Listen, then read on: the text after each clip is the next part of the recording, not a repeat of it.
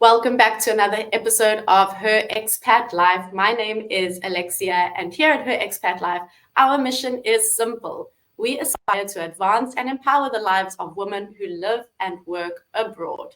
Her Expat Life is a global mobility firm that provides services to female expats and digital nomads who are entrepreneurs, creatives, professionals, and investors who desire to advance their global lifestyle, network, and portfolio.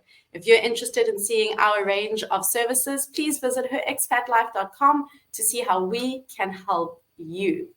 Today, we are chatting to Zuzana Mukumayi, who is a life and accountability coach, expat, world traveler, TEDx speaker, podcaster, mother, wife, and more. She accompanies striving men and women who want more in life and who are ready to turn their dreams into reality so that they can create their businesses, become their best selves with winning productivity and health habits with more focus, energy, and confidence. Zuzana, thank you so much for joining us today. Thank you, Alexia. I'm excited to be here and thank you for the introduction. We're excited to have you. So, Zuzana, you wear many hats, you do many things, and you've had quite an interesting life journey. So please tell us, how did you become a life and accountability coach, and what does your life look like now? Who is Zuzana Mukumayi? Okay, I will try to keep it short and sweet because it's had lots of turns and twists. I started this journey about 3 years ago when my son was 9 months, and I spent my entire working life doing humanitarian work and development, and that's how I ended in Africa. And when my son was born, I wanted to do something different. The job I did, I loved it, but it was exhausting. And I realized that people had really a lot of stereotypes about Africa. Like the questions people were asking me, they would be surprised that we have asphalt roads in Africa, that we have light, that we have toilets. So what I started doing at that time was a blog about stereotypes about Africa. And then slowly I was thinking what to do, like how to deal with this. And I created an online course for women in intercultural relationships because that was my reality. And I think that was the beginning of my coaching journey, though it developed. And right now, as you said, I'm life and accountability coach because I believe the relationships were really important. But for us to be truly happy, I realized it's not enough.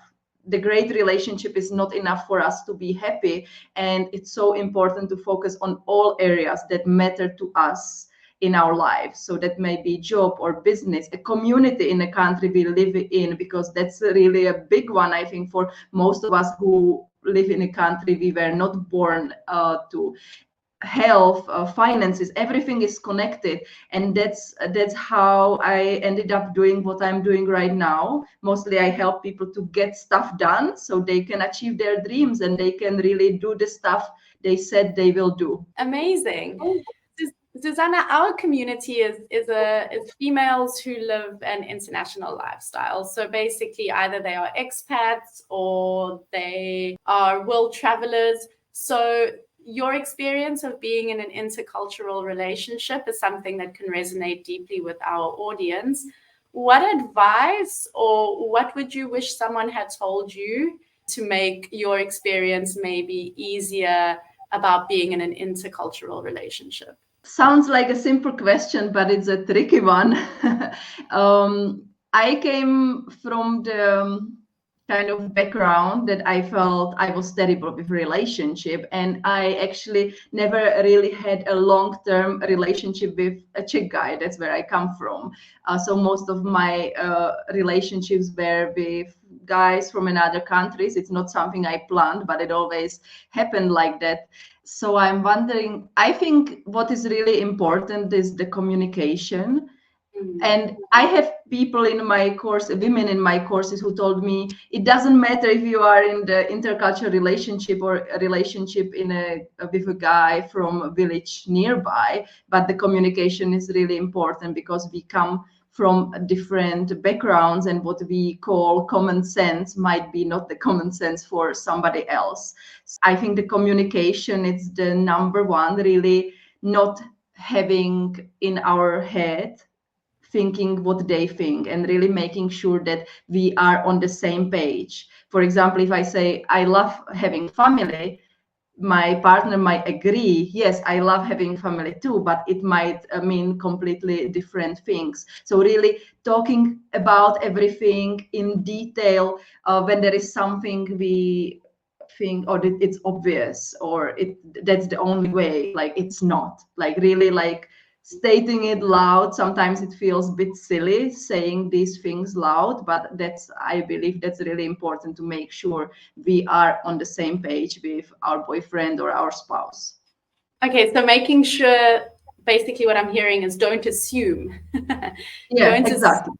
Don't assume that you understand what the other person means all the time, and don't assume that the other person automatically understands what you mean as well, because you could have very different perspectives and views on something. Okay, so how does somebody then navigate that when maybe your first languages aren't the same? So it's easy to communicate if you both speak the same first language, but many times in intercultural relationships, maybe English is the common language, but maybe it's not.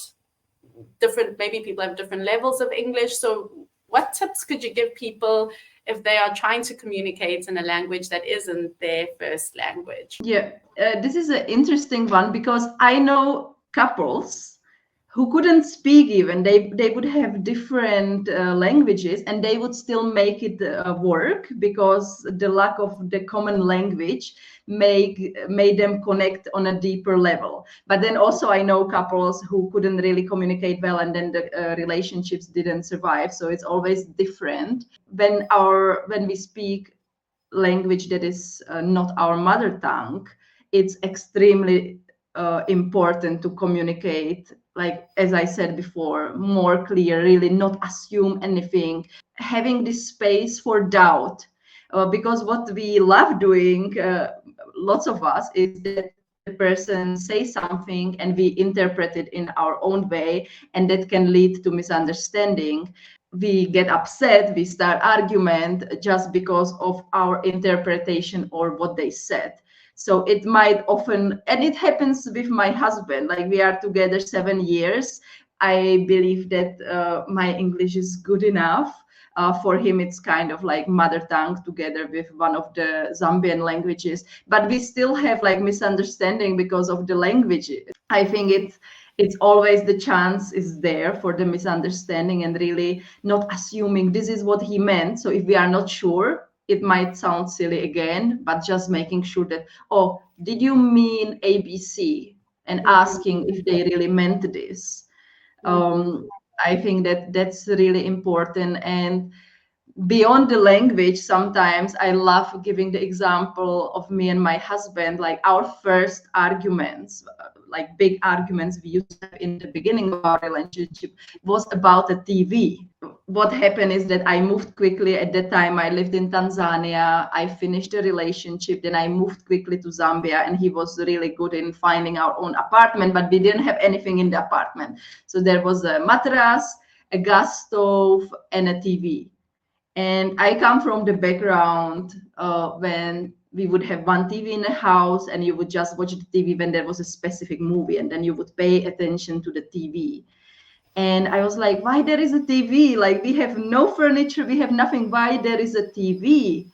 And then we would start arguing, because I felt like he's watching TV instead of being excited talking to me. And I made all these assumptions, and maybe I'm going a bit off the topic, but I think this shows really the misunderstanding. So I was like, we had argument. I remember one night he just got upset. He stood up and took the TV, he put it in the box and said, I'm giving it away. So what I found long time after, I think after a few months, it took me a long time to figure it out, is after we talked and talked, that in Zambia, TV is kind of symbol of home. And that's what my husband's parents did when they moved in together and start creating family. They got a TV because it was the symbol of home. So for me, I was seeing it as a distraction, that he's not paying attention to me, but for him, it was a way to actually welcome me and to make me feel home. So you see, like these were two completely different perception of the same thing. And if we wouldn't talk and take the time, the relationship could have ended because of a TV. And by the way, we still have the same TV. Which I'm sure you now appreciate, now understanding the symbolism of what it meant for him. Yeah. Yeah. And I still don't watch it much, but yes, it's there. Okay, thank you. That's a wonderful example. And I think, yeah, again, it's just going back to open communication and patience, and maybe giving the person the benefit of the doubt. Like, I don't understand you, but I'm not assuming that it's coming from a bad place or a malicious place or an unintentional place. It's just maybe different viewpoints, and trying to reach that point of being able to communicate that. But like you said, sometimes it takes time. And just if I can add on this, as you were saying this, what I realized, the way we interpret things is based on our own experience. So what happened to us in the past, what is common in our culture, which is completely different if we have partner from completely different culture. So this is completely normal. There is nothing wrong with it. That's how we are as a human. But it's a good thing to be aware of this, that the way I interpret things, that might be the way in one small place in the world, but in the other culture, in other country, it might be completely different. And it's not like one of the two is better. It's not better. They're just different. Mm-hmm. Okay, very wise words. No one's better, it's just different. I like that. Okay, Zuzana, let's talk a little bit about what you're currently doing as a life and accountability coach. So it sounds like quite a broad term. Can you just explain to us, what do your clients come to you for, and how do you help? Most of my clients come to me because they want to get stuff done.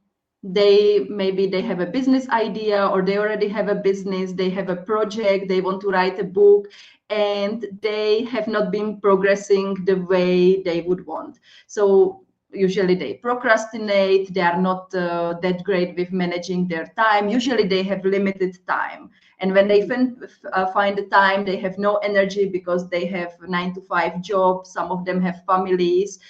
They have stuff to do, and they still want to progress, and they want to get stuff done on their important projects. So that's what I help them with. I help them to make sure that they do what they said they want to do.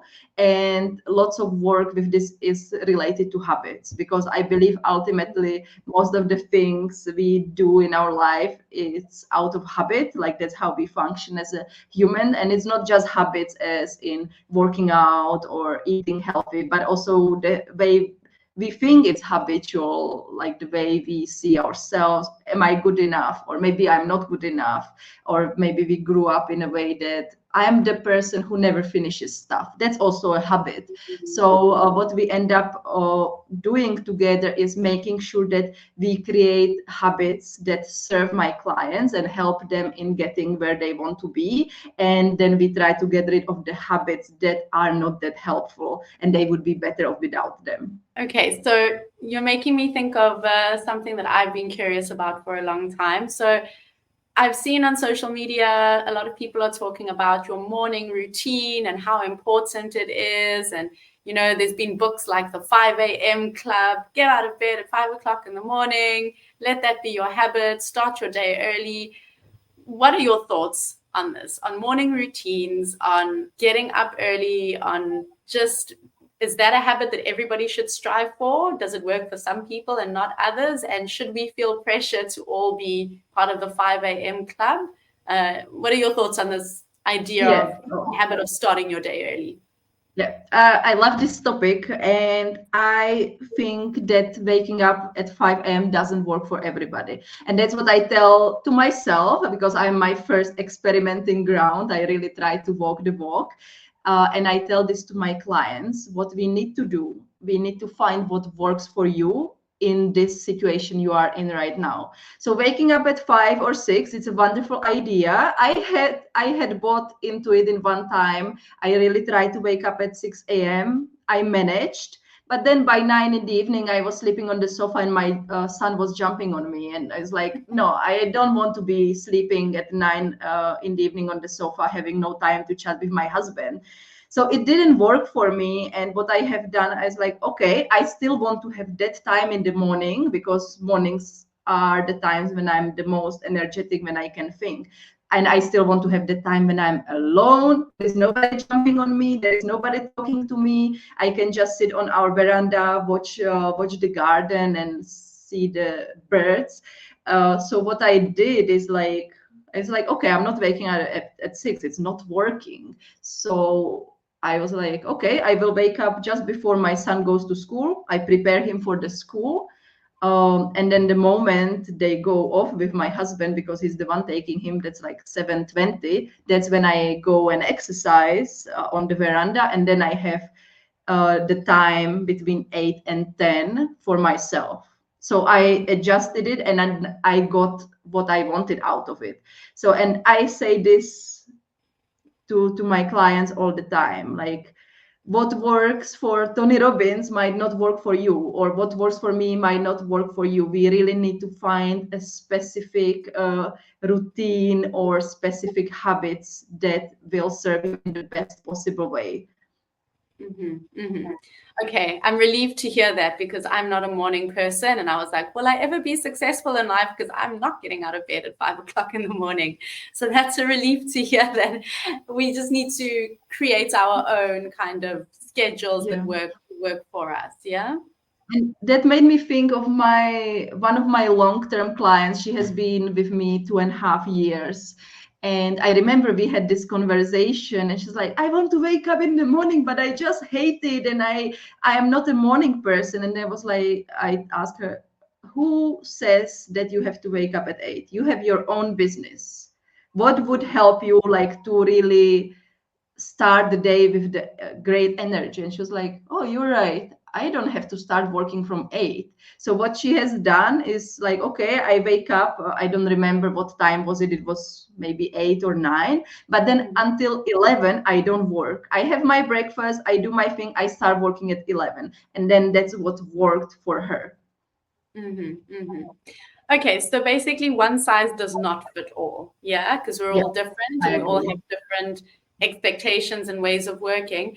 But what are some habits that you do think should be part of everybody's lifestyle? Are there things that we should all be doing? Well, I wonder if it will kind of answer your question or not. But what I believe is we should really take care of our energy, and that it's really important to do things that support us in having energy. And in my experience, the things that gives us more energy is that we get enough sleep. When there are some clients, they want to work with me on waking up early, the first thing I make sure is that they don't cut the hours. I was like, no, we are not doing that. We have to make sure you get the sleep. So having enough sleep, so that could be like one set of habits, because it's not that simple going to sleep. You have to adjust lots of things if you want to sleep at certain hour. But I think that's one area. The other area is exercise. I think it's really important and it makes difference.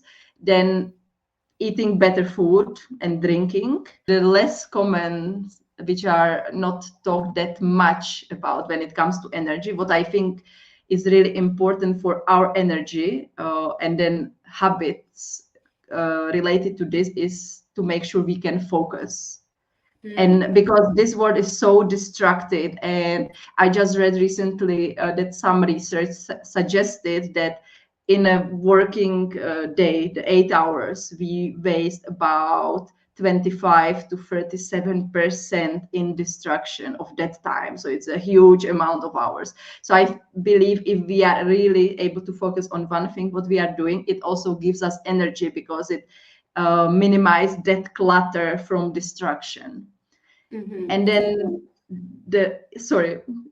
No, continue. Just the fifth area of habits, which I believe we all should focus on, and I think most of the people love this one, is really making sure that we have fun and we have time to do what we love. Okay, I love that. And I want to go back a little bit and talk about focus, because it's something that we all kind of struggle with. Some people are better than others at it. And there are so many different methods to try and, get your work done. Just off the top of the head, I can think of the Pomodoro method, where it's like, do something for 25 minutes, and then I could be getting this wrong, but then like take a 5-minute break or something like that. What are your tips for somebody who's struggling with focus? Like, how can we improve our productivity without putting that much pressure on ourselves? Okay. Just yesterday, I had this conversation with one of my new clients, and we were talking about the to-do lists. And I think most of us know that the to-do lists are never ending, and just thinking of it makes us feel overwhelmed and frustrated. How come this task is still there? I put it there 2 weeks ago. So the first thing for focus, I think, is really to narrow down what we want to achieve the given day. I would say, like, let's have maximum 3 tasks for the day that are really important, will move the needle for us, and let's make sure that this is the focus.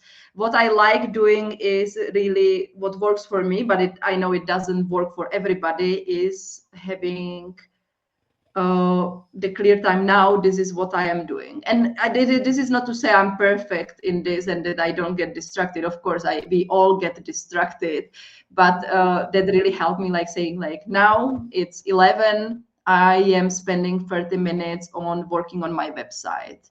And I usually try to close the tabs in my browser that are not relevant. So because I know, and I used to be like that, like I would have so many tabs open that you can't even read anymore what they are.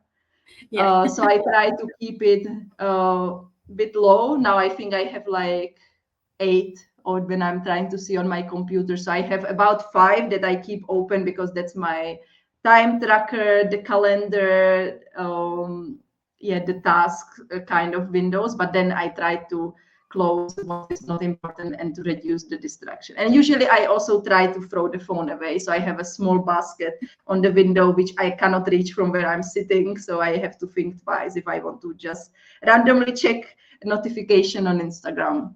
I really like that, like physically putting your phone away from you, because I think that's a very big distraction for many of us. Before you know it, without even realizing it, you've opened up Instagram, you've opened up TikTok, you're now lost in a YouTube rabbit hole, and then 3 hours later you emerge and realize the day is gone. So I like that, to physically keep your phone away from you. Okay, Zuzana, my next question for you, or the next topic I'd like us to discuss a little bit, is about imposter syndrome. So I know this isn't necessarily your area of expertise, but within your work and in your personal journey, I'm sure you've encountered this mystical thing that we all deal with and no one really knows how to resolve, which is imposter syndrome. And I'd just like to read some sad stats and some interesting statistics about females in particular. So it says up to 75% of high achieving women report experiencing imposter syndrome at some point in their lives. Women are 25% more likely than men to experience imposter syndrome. And 53% of women have experienced feeling like an imposter, compared to 63% of men who report feeling like an imposter only in the workplace. Imposter syndrome can lead to anxiety, depression, burnout, and decreased self-esteem. Okay, so in your personal journey and in your coaching journey, how have you come across imposter syndrome? I would say I experience it, as most of us who are in business or generally in life, because as you said, I believe it's almost everybody who does some kind of business or some project, and I think it's very common and more common than we probably think. So when I started, I mentioned I spent my whole adult life doing certain type of job, which I was very good at, and then suddenly I changed and I started in a bit at that time, I thought that was very crazy way. I signed up for quite expensive course, and I created online course for women in intercultural relationships.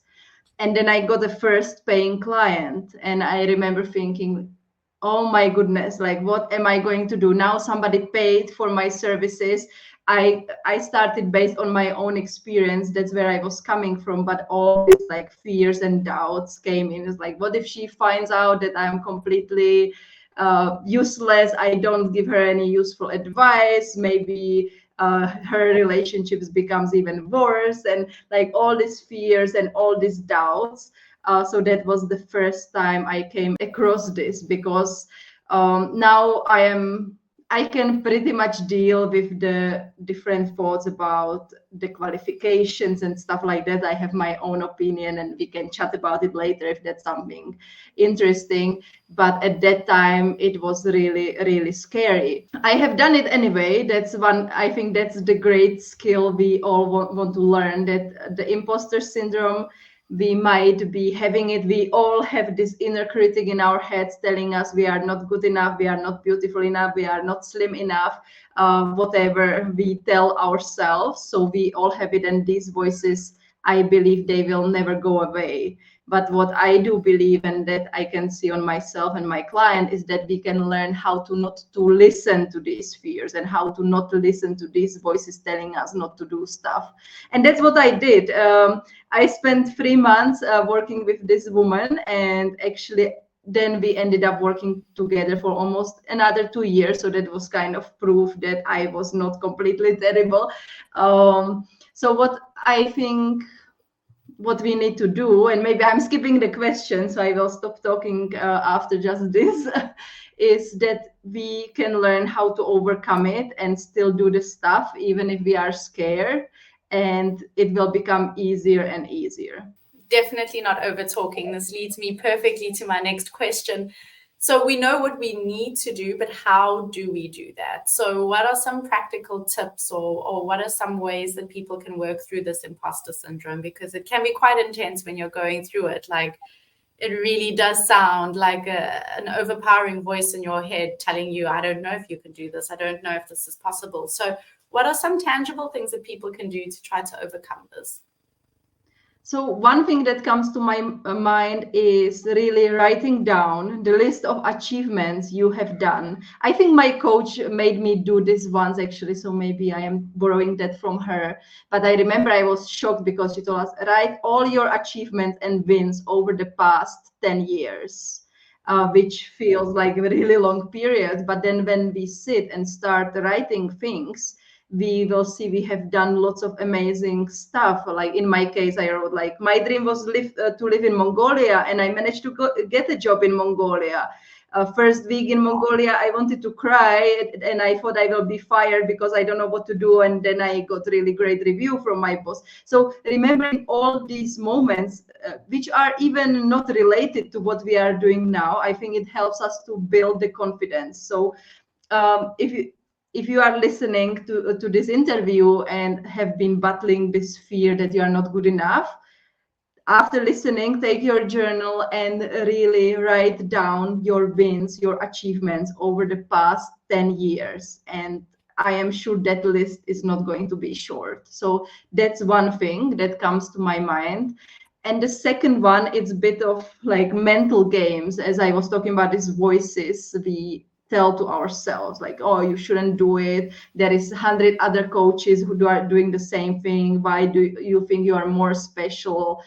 So all this. So what I do when this comes, and it keeps coming up, as I said, it probably never disappear. But if it comes and tells me, no, Zuzana, you shouldn't do this, just like you keep playing small to be safe, then I tell this voice, I hear you, but go and take a seat, and I'm going to do this stuff anyway.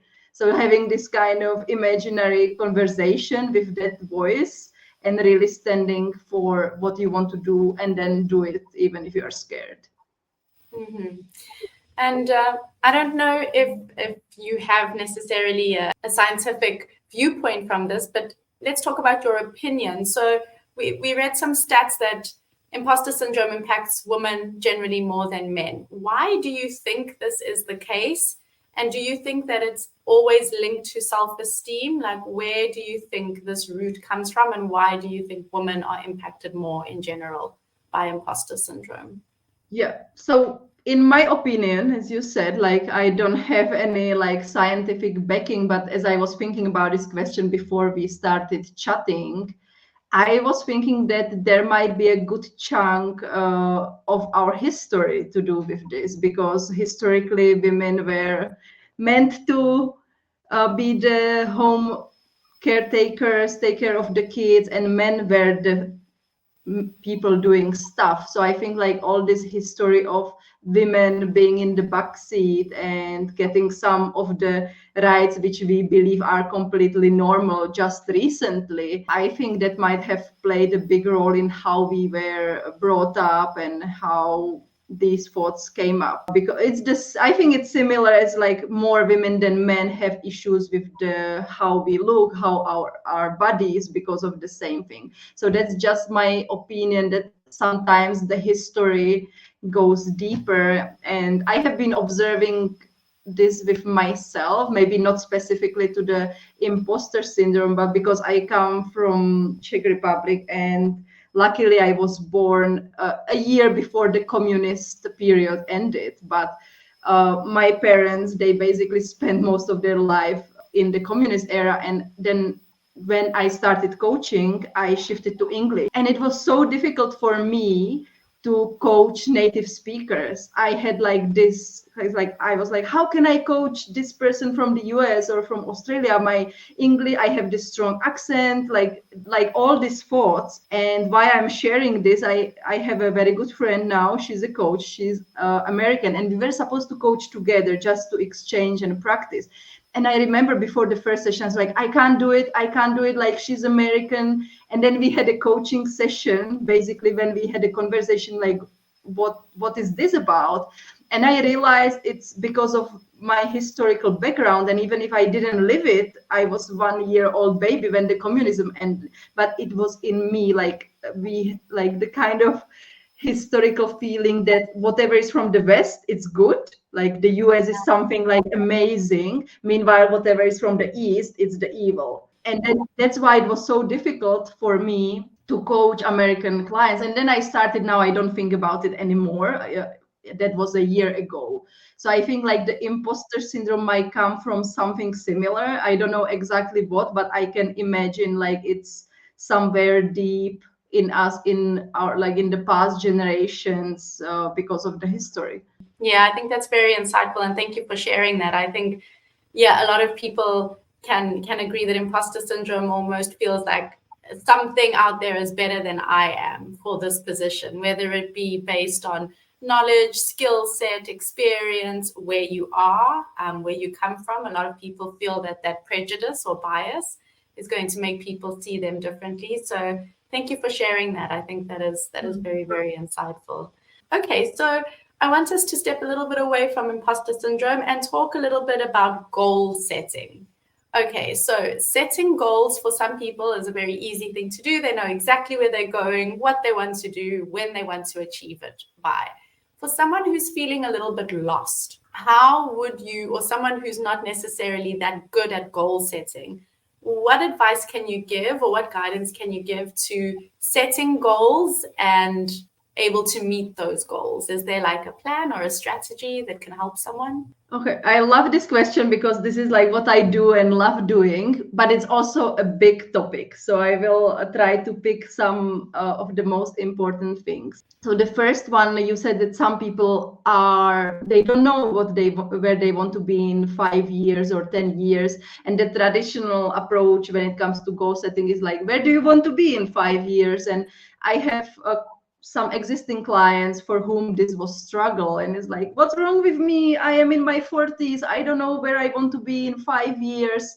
And they feel really not great about it, and they feel they are not good enough. And so the first thing I want to start with saying is that it's okay if you are not sure what you want or what's your bigger why, right? Like there is this kind of talking that we should know our bigger why, and that's the most important thing. But we are all young. Like when we see the really, really successful people, it's not like they knew from 15 what they are going to do. Maybe some did. There are always exceptions, but I think it's a process. And even me personally, I have a plan where I want to be in 10 years, but who knows, maybe I will change. So the first thing is like, it's chill, relax. It's okay if you don't have a concrete goal and don't know exactly what you want. So now it's about discovering. And what I ask my clients when I feel they would be resistant to this question, like what you want in 5 or 10 years, what I ask them is, what would be really great if you had in your life in 1 year or in 2 years? So it's kind of a bit low key, and it's more focusing on like what do they love and the exploration that comes with it. So what would be great? It would be great if I was maybe more fit and I could go and climb Mount Kilimanjaro. I'm just making it up. Or it would be great if I actually had a committed relationship.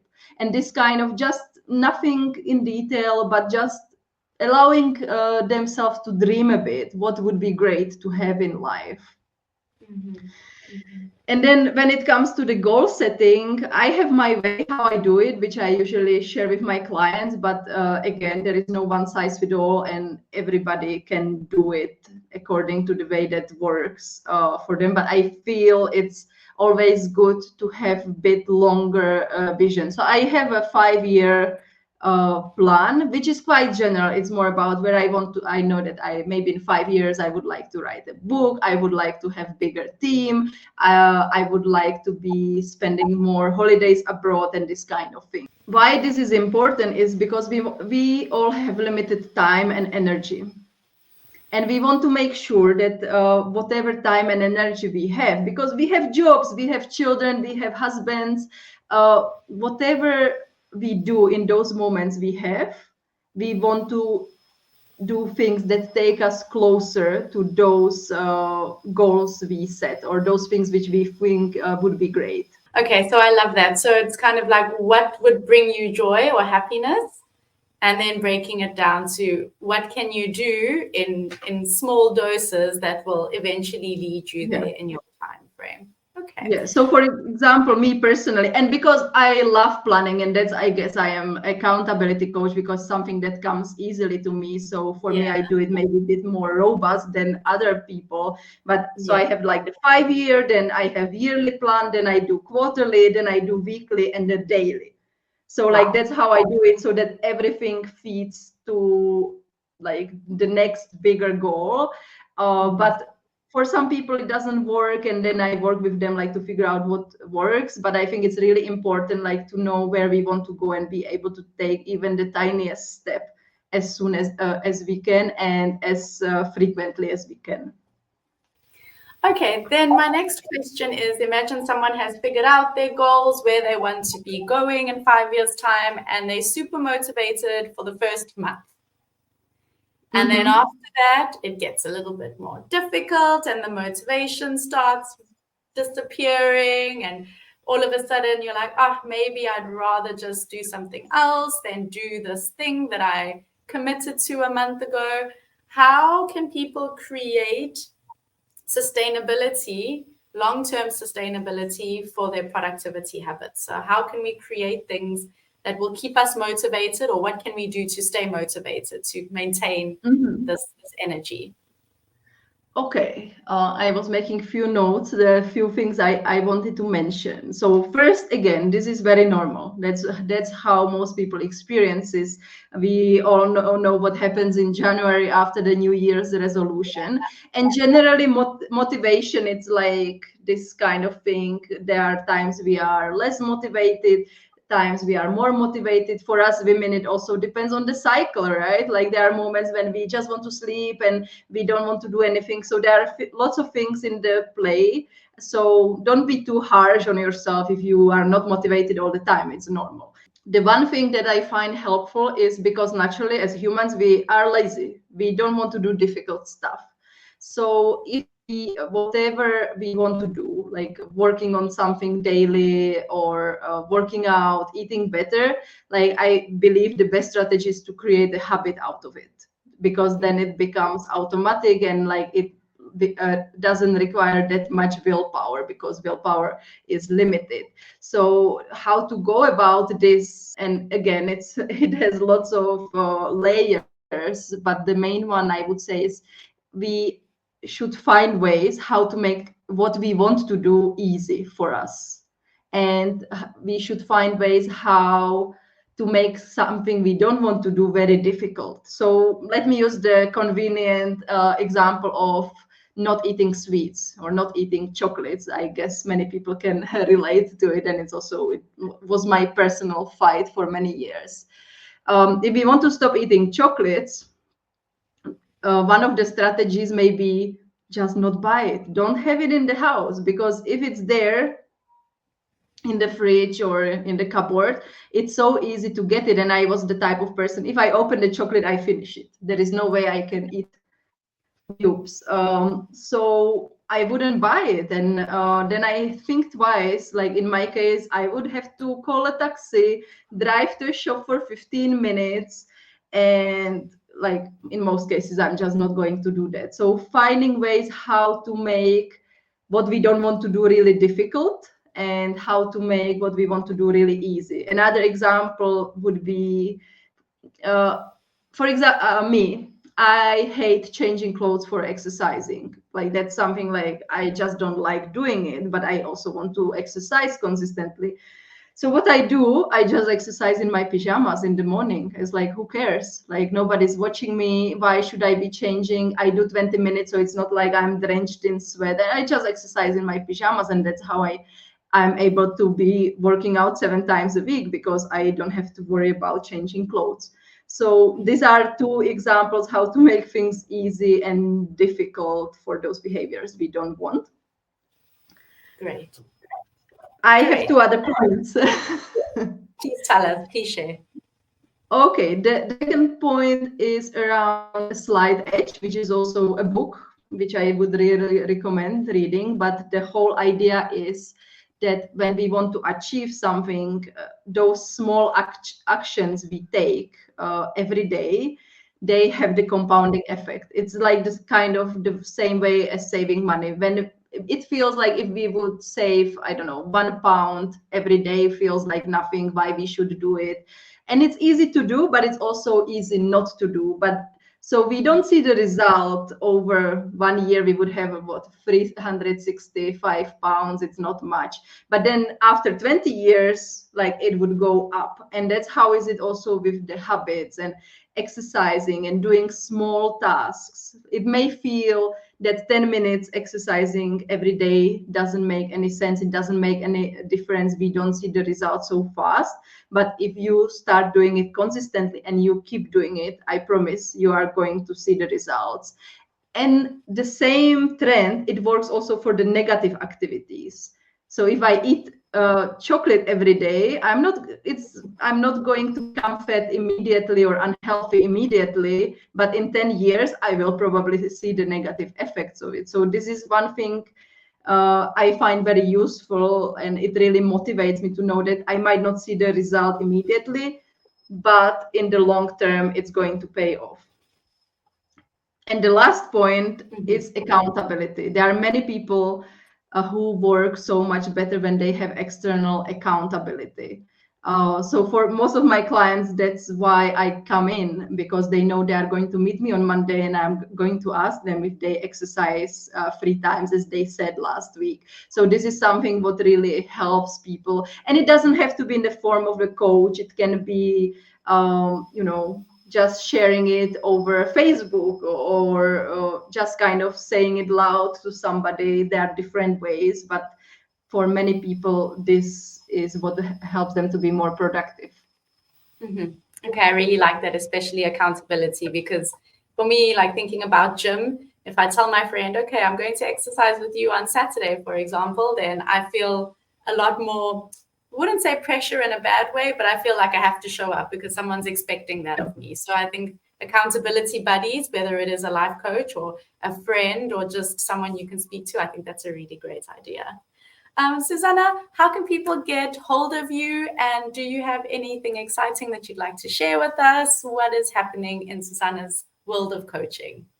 Okay, so since we are talking about planning, I actually didn't think of it, but it matches perfectly what I have done, because I had like really tens and tens of conversations with my clients about how to plan, how to prioritize. So just recently, I have created a daily planner, which comes with a mini coaching session when I explain how to use it, how to prioritize and plan your days and weeks in very easy way.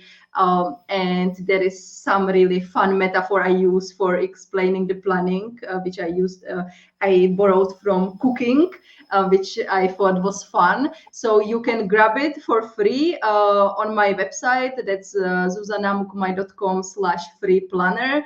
And from what I heard, people find it really useful because it helped them to plan the week, to prioritize, and make sure they really plan for what's important and it feeds to the bigger goals. So that's one thing you can get, like to learn a bit more about how I work and what I do. And then you can find me on LinkedIn and right now on Instagram. But to be honest, I am in the middle of deliberations if I want to continue with Instagram or not, because it's really, I am in lots of thinking right now, like how I want my business to be and how I want my life to be.